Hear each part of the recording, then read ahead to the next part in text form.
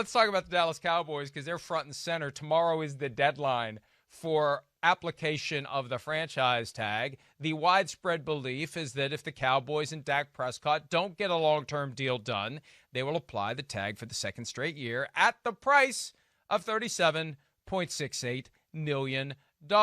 And Chris, I explained this last week. I can't remember whether it was a Simms day or whether it was Friday and you were in your hammock, yada, yada. Dak's got a hell of a bird in the hand. $37.68 million plus whatever happens next year. Transition tag, $45 million. Franchise tag, $54 million. Yep. Open market, whatever someone will pay. That's here. So to get him to take this long-term deal, they better make something that's as good as that, bird in hand, and I don't know if they're going to be able to get it done. All these years of them trying to get him to do them a favor, do you think all of a sudden he's going to do them a favor? I don't. I think he's getting tagged, and I think that this could be his last year with the Cowboys because they have refused and they have failed to give him the offer that his leverage dictates. They want to pay him based on other things. He wants to get paid based on his leverage, and his leverage is tremendous this year. It definitely is. It's tremendous. With the crappy defense that they got, right? I mean, the running game is not the force it was when he started as a rookie and went 13-3 and did all those great things that year, right? That's not around anymore. I mean, really, the crown jewel of the football team is the passing game, and yet, you know, the quarterback and what we saw is very important to that, and Dak Prescott's really damn good at it. And he's got all the physical abilities to take advantage of all the things all those receivers can do on that football team. There's no throw he can't make. You know, there's no really systematic thing you can't do with Dak Prescott in the pocket, play action, on the run, you know, read options, all of those things. Like, what is the deal here? I don't know what the deal is. Okay, I really don't. I don't get it with Dak Prescott.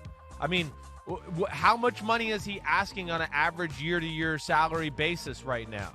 I mean, none of that's out now. Remember last year, I know. the fight was 4 years versus 5 years. I know. Here's so what happens.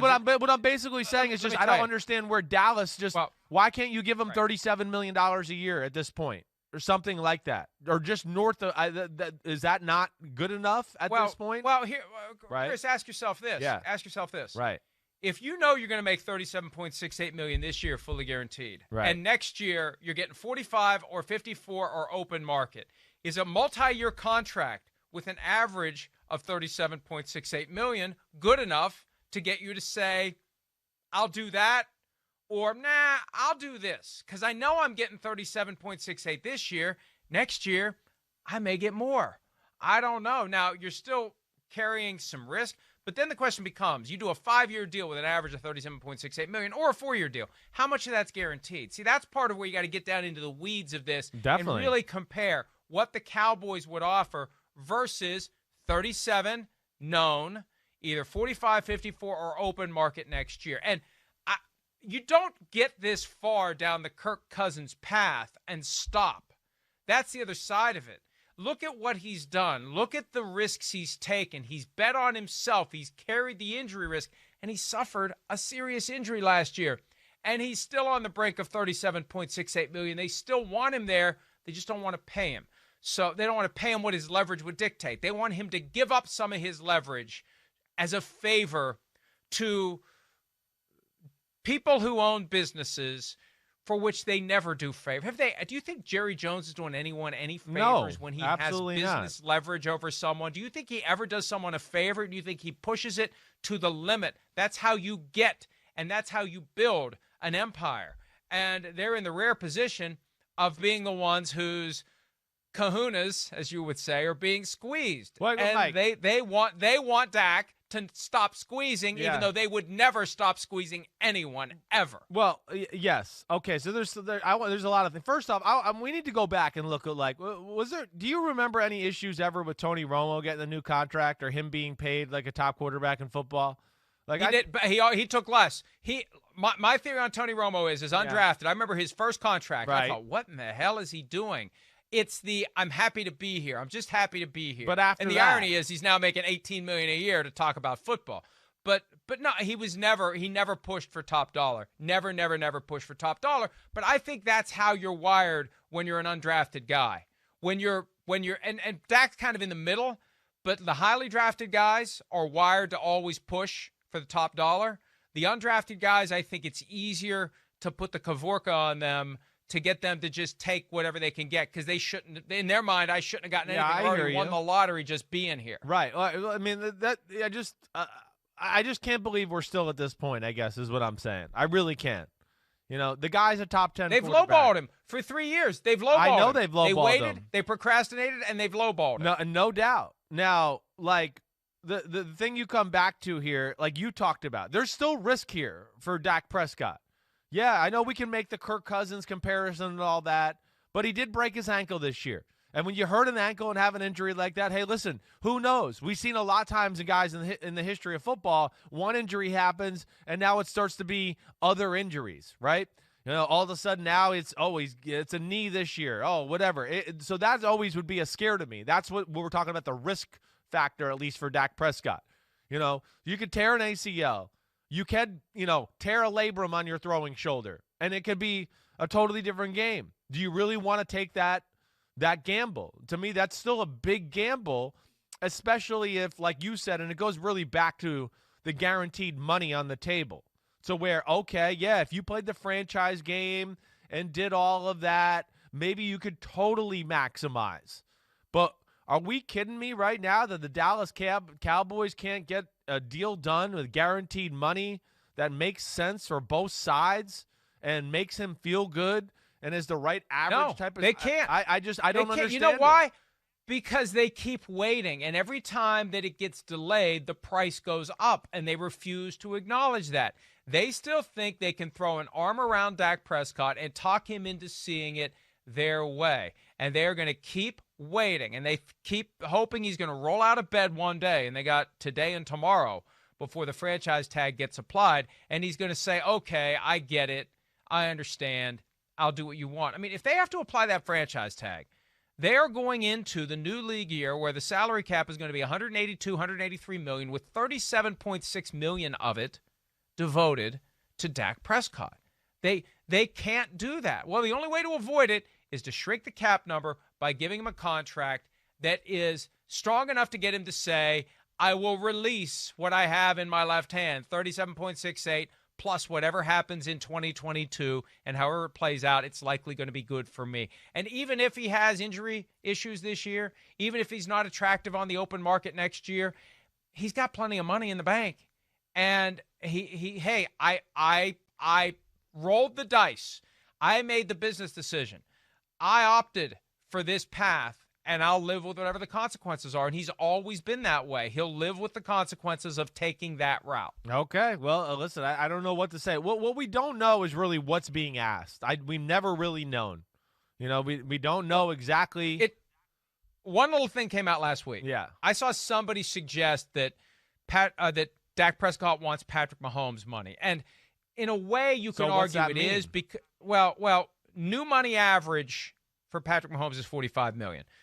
Value at signing is $39 million. Right. $39 million, which isn't much more than 37.68. Right. So, but this is a way to try to do the PR thing with Dak Prescott, because they want, by leaking it in that characterization, they want people to say, who does Dak Prescott think he is? He's not Patrick Mahomes. The Giants did that to Eli Manning several years ago, when his franchise tag would have made him the highest paid player in football if he had played under his franchise tag. He's negotiating based under his franchise tag. The Giants leaked to media members Eli Manning wants to be the highest paid player in football. That freaked him out and got him to take less than what his leverage would have gotten him, because that's how he's wired. It's not going to work on Dak Prescott. He's not going to blink in the face of that. Bottom line is, 37.68. It's almost as much per year as Patrick Mahomes is making. I didn't make the rules. Look, this all traces back to the Cowboys using the franchise tag last year to keep him off the open market. Nobody knows what he's worth because the Cowboys have put an impediment in his place to finding out. And that impediment this year is going to cost $37.68 million. There's an easy way to find out what he's worth. Don't tag him. Don't tag him, and let's see what someone will pay him. That's their other alternative. Yeah. And no one has suggested they're even thinking about doing that, but maybe that's what they should do. Well, I don't know what they're thinking. I really don't. But I would think that they could come to some sort of an agreement or something that would be able to get it done at, $37.5 million average going forward or something. I understand. So what's it, 37 plus, 54? What are we going to get to? 91 million there? Is that what we're talking about? They're not going to franchise tag him next year. No, of course not. They won't do that. So is that what Dak Prescott's asking tag. for in guaranteed at signing money? Is that what he's asking for? Because that's a whole lot more than anybody else in football. So that's not realistic. So can't they find a common ground with also give him, the guaranteed at signing and then the total guarantee for injury and those type of things too, to where that's where I don't know the specifics of the situation. Back to my original point. Yeah. You got to convince him to say, I will relinquish what I currently have. And what I currently have is 37.68. Yeah. Transition tag next year, franchise tag, or open market. You got to convince me to give that up. And so he's got 37. That's all he's got. What are you going to do? That's all he's got. Okay, well, you know what? I'll stick with this. I'll stick with this path. How much you offer me fully guaranteed? I'll stick with this path. How much is injury guaranteed? I'll stick with this path. See, if I'm Todd France, who represents Dak Prescott, my attitude is I'm perfectly fine with this. And you got to change my mind. Well, what's it going to take? Oh, you got to change my mind. Keep trying. Well, we're not bidding against ourselves. Too bad then. I'll take this path. He's in a unique position that I don't think any player has ever been in, where he's got tremendous financial security and great options for next year. And I'm just going to sit here and wait for you to put something on the table that I'll accept. And if you don't, then you can pay me $37.68 million this year, and I'll hit the market next year. And if you want to keep me, you're going to have to compete with whoever else is going to try to sign me, whether it's the 49ers, the Seahawks, the Bears, whoever. Yeah, right. If my client who plays a physical style of football at quarterback stays healthy, coming off a really bad injury. $100 million insurance policy. I know, but you know how that works, Mike. I mean, nobody gets the insurance policy. You could be dead on a gurney, and they're like, well, he had 3 heartbeats, so we're not going to give him the money. That's how it's a bullcrap thing. It barely ever happens. The insurance companies fight you to the death. True career-ending injury. Yes, okay. But career-limiting, good luck getting all I'm saying is I can't believe we can't find – guaranteed at signing Deshaun Watson right now. He got $73 million. I can't believe we can't find a common ground there to get to that type of number.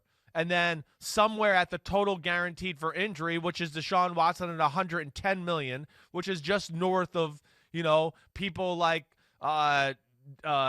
Carson Wentz and Russell Wilson and people like that. I just can't believe we can't get to that.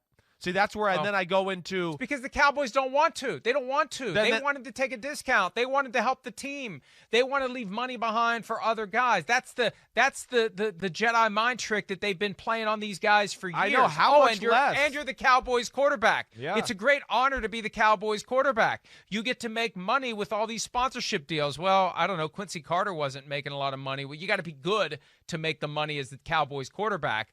Dak is but good. On top of that, yeah, that's what I'm saying. So, look, all their devices and tricks that work on all the other players have not worked on Dak. And I feel like they keep thinking eventually they will. And the longer they wait, the more they're realizing it's not working. That's what's fascinating about this, Chris. This is the guy. This is the guy that would say to Urban Meyer, I'm not doing my pro day workout. This is the guy who is pushing the business approach for his best interest, for what's right for him to the limit. And it's gotten the Cowboys all twisted up. That's what I love about it. We finally have someone who is a top 10 quarterback, not Kirk Cousins, who kind of stumbled into it because Washington was too dumb, frankly, under Bruce Allen to give the guy a fair offer and keep him around. They didn't realize that, well, it'll just take $20 million, then $24 million. That's what the tag was those 2 years, and walk away. This is a guy who is deliberately and strategically standing in the face of two extremely rich, powerful, and persuasive owners, Jerry and Stephen Jones, and saying, no, I'm not doing what you want me to do. I love that aspect of it. Well, I do too. I respect it. I do. I think what we're really basically getting down to here is this. It's plain and simple. I mean, with the more you get to this, because when you really look at, some of the numbers they might have to meet or whatever. I mean, whether it's Deshaun Watson or close to it or just north of Carson Wentz, which, of course, he deserves more than Carson Wentz at this point. The more I look at it, the more I go, I just don't think Dallas obviously thinks Dak Prescott is all that. That's what it's starting to look like, at least from the outside looking in, that they don't think he's, top 5, Then don't top tag 8. him. Then don't tag him. Don't give him $37.68 million. Well, they'll do it. They're not ready to do that. 37, they must be good with that. I don't know. But obviously there's something with the guaranteed money at signing or total guaranteed for injury that they're not happy with. I don't really understand it. I don't. I mean, I would think a Jared Goff type deal would be very easily done, right? I don't know what the issue is. $57 million guaranteed at signing. Of course, he's not going to take that. He wants more than that. Right. It's $110 guaranteed at signing, all of that. We can't get somewhere around there and just north and get the guaranteed at signing up more.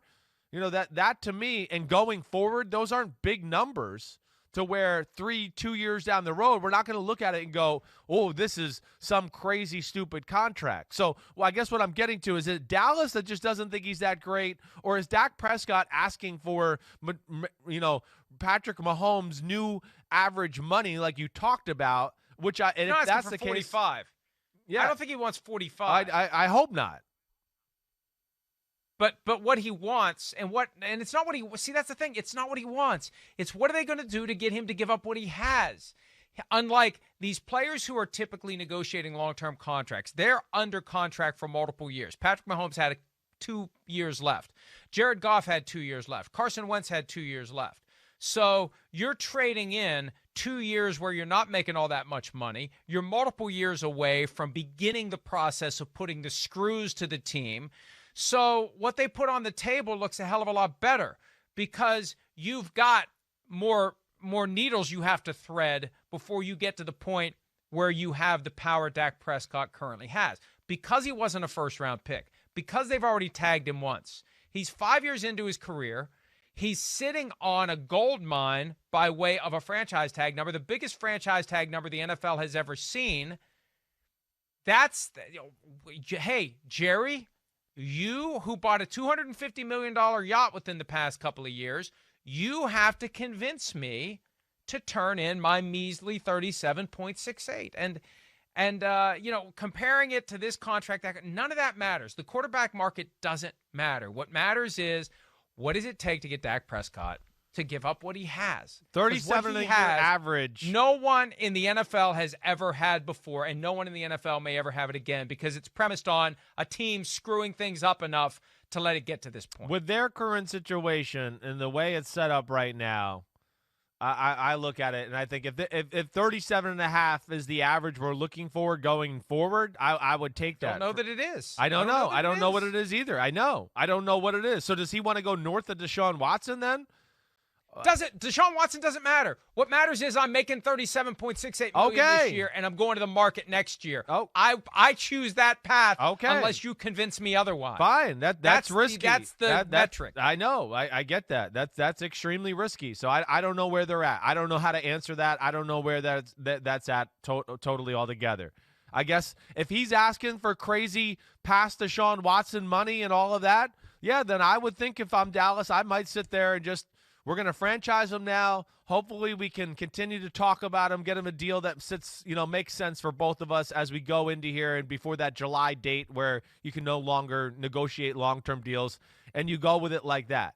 But I understand Dallas too. They're probably looking at it going, like, Dak, you're really good, but you're also not Deshaun Watson or Patrick Mahomes yet. That's not. No. Negative Ghost Rider.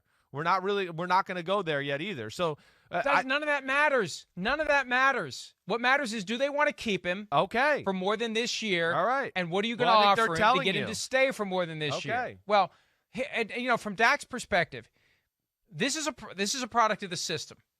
That where he is right now is a product of the system that was put in place in 1993 and tweaked in 98, 2006, 2011, and last year. This is the system with the franchise tags and free agency and the rookie wage scale.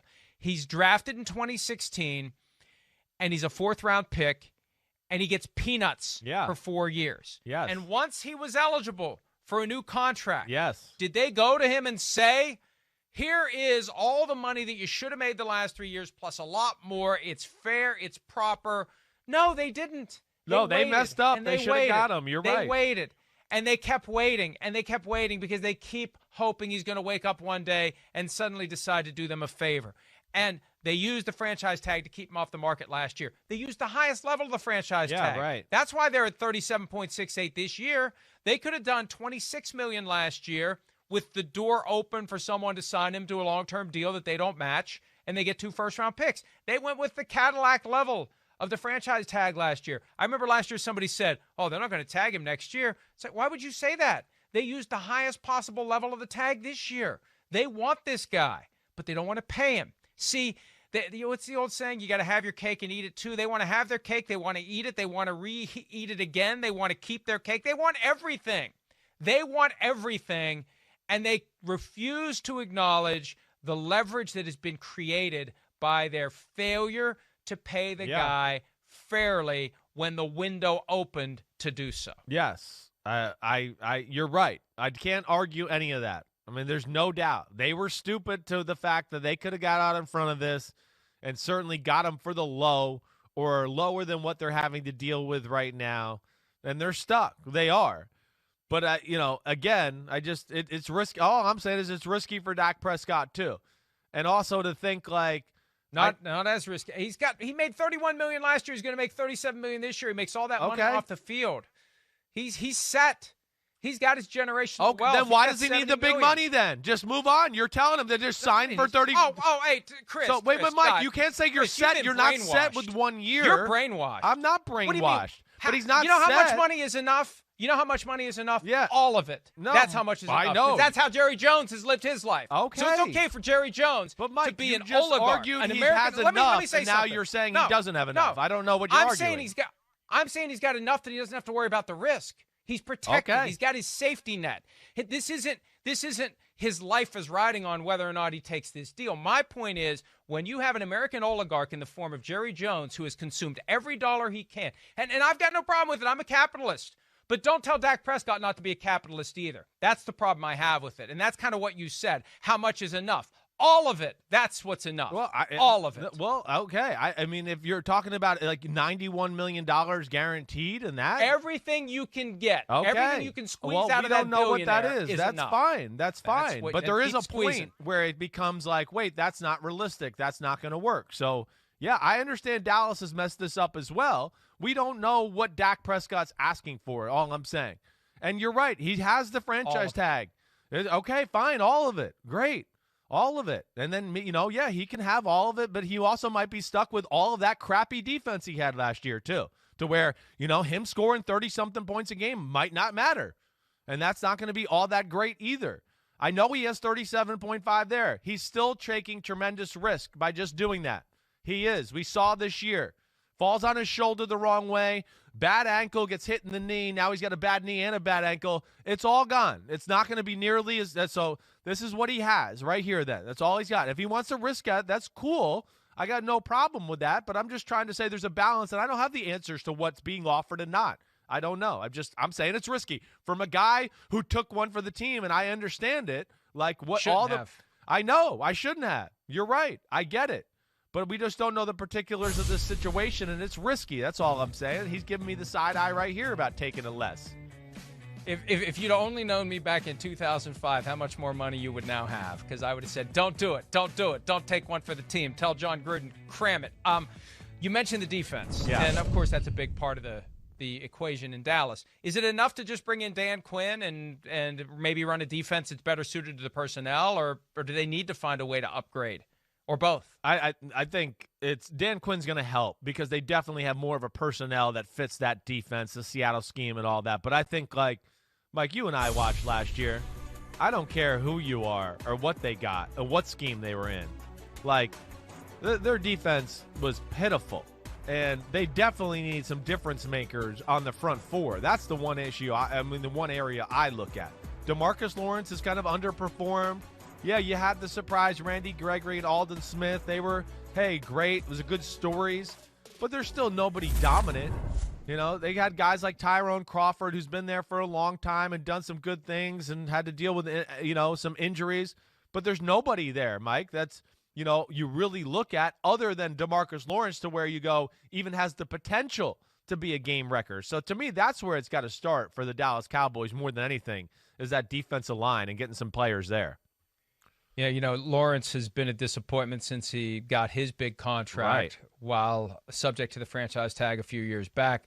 They're hoping that Randy Gregory can continue to develop. Alden Smith due to become a free agent. No indication that he's going to return. They want to figure out what's up with Dak before they know how much money they have left to pay their other guys in a year where the cap is going down. And of all the teams that the cap going down has got to affect in a negative way, it definitely. Jerry Jones, because he said time and again, you would be surprised by the size of the check that I would write to guarantee that I would win another Super Bowl. He'd pay a lot for that. He'd probably pay yacht money for that Super Bowl trophy, that $250 million on that opulent yacht that may need a new anchor. He may have to sell the anchor to pay Dak Prescott. All right, yeah. No bake sales will be needed. No bake sales will be needed to help Jerry Jones finance the Dak Prescott contract. No, and nor should it. I get that, but the front four, their safeties are still an issue, right? I mean, we heard that last year. That has to be changed. It has to be changed even more now when the Seattle defense safety. It's a zone defense. You need special type of players back there. Cornerback, they still got some players there to where you go, okay, they can make things work.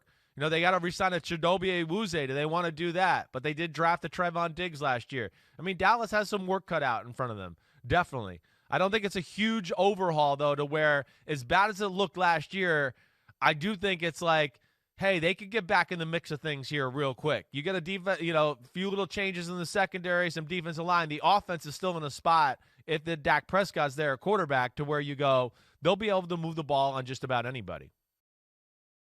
Hi, I'm Mike Tirico, and thanks for watching. Make sure to hit subscribe for the latest news and highlights from NBC Sports.